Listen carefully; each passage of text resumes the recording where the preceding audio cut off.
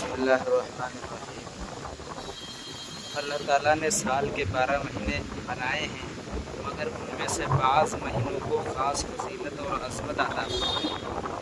انہی بابرکت مہینوں میں سے ایک عظیم مہینہ محرم الحرام کا مہینہ ہے۔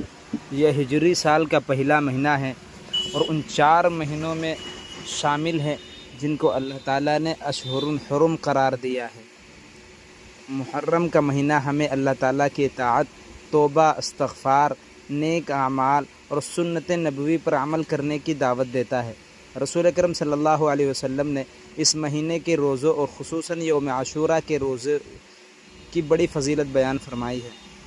آج ہم محرم الحرام کے فضائل اور برکات کے متعلق چند مبارک احادیث سنیں گے اور ان سے نصیحت حاصل کریں گے تاکہ ہمارا یہ نیا سال اللہ تعالیٰ کی رضا اور اطاعت سے شروع ہو۔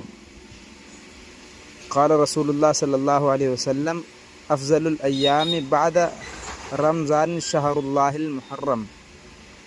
رمضان کے بعد سب سے افضل روزے اللہ تعالیٰ کے مہینے محرم کے روزے ہیں۔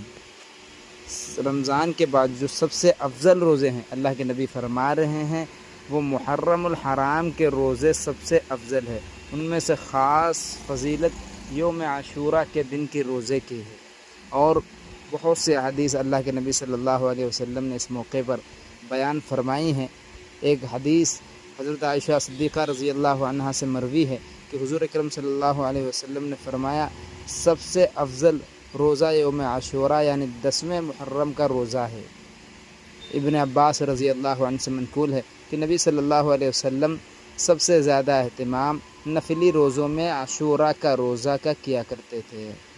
حضرت ابن عباس رضی اللہ عنہ سے مروی ہے کہ 10 ہجری میں آپ صلی اللہ علیہ وسلم نے روزہ رکھا، صحابہ کو بھی روزہ رکھنے کا حکم فرمایا، ساتھ ہی یہ بھی فرمایا کہ آئندہ سال اگر میں